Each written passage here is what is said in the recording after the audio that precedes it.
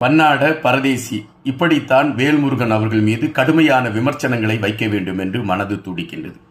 ஆனால் நாம் வளர்ந்திருக்கக்கூடிய இந்த சமுதாயம் நமக்கு நாகரீகத்தை கற்றுக் கொடுத்திருக்கின்றது. விரோதி வந்தால் கூட அவனுக்கு விருந்தோம்பல் செய்ய வேண்டும் என்கின்ற கலாச்சாரத்தை கற்றுக் கொடுத்திருக்கக்கூடிய தமிழ் சமூகத்தில் நாம் பிறந்திருக்கின்றோம். எனவே இந்த போன்ற கடுமையான வார்த்தைகளை முன்னெடுத்து வேல்முருகன் அவர்களை திட்டுவது என்பது மரபுக்கு உகந்ததல்ல என்பதால் அதை நாம் விட்டுவிட்டு கடந்து செல்கின்றோம். தளபதி விஜய் அவர்களை மையப்படுத்தி வேல்முருகன் அவர்கள் எடுத்து வைத்த கருத்துக்கள் பல சர்ச்சைகளை எழுப்பிக் கொண்டிருக்கின்றன. ஆனால் என்னை பொறுத்த மட்டில் வேல்முருகன் அவர்களுக்கு நாம் நன்றிதான் சொல்ல வேண்டும் என்றுதான் என் மனது குறிப்பிடுகின்றது. காரணம், தளபதி விஜய் அவர்கள் ஜனநாயகம் படப்பிடிப்பை முடித்துவிட்டு அரசியல் களத்தில் தீவிரமாக இறங்கக்கூடிய ஒரு களத்தை எடுக்கின்றார். இந்த களம் அரசியல் கட்சி தலைமைகளிடம் ஒரு பதபதைப்பை ஏற்படுத்தி விடுகின்றது.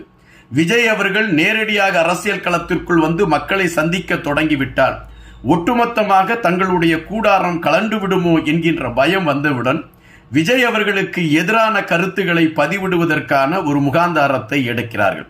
அப்படி எடுத்தவர்கள் ஒரு அம்பை தேடுகின்றார்கள். அந்த அம்புதான் வேல்முருகன் அவர்கள். அந்த அம்பு விஜய் அவர்களை மையப்படுத்தி எடுத்து வைத்த கருத்து விஜய் அவர்களுடைய மக்கள் சந்திப்பை இன்று மக்கள் மத்தியிலெல்லாம் கொண்டு செல்லக்கூடிய ஒரு களத்தை உருவாக்கிவிட்டது.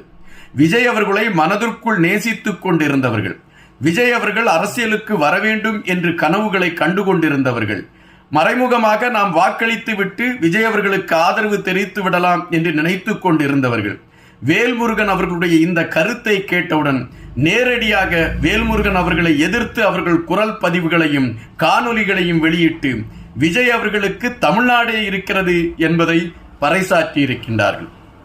அப்படி பறைசாற்றி இருக்கிறார்கள் என்றால் நாம் வேல்முருகன் அவர்களுக்கு நன்றியைத்தானே சொல்ல வேண்டும்.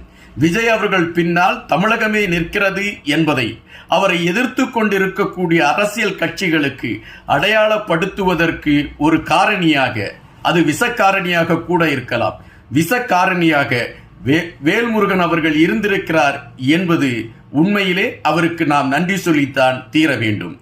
காத்திருங்கள், இன்னும் பல தகவல்களோடு தினமும் உங்களை சந்திக்கின்றோம். நன்றியுடன் இன்பா.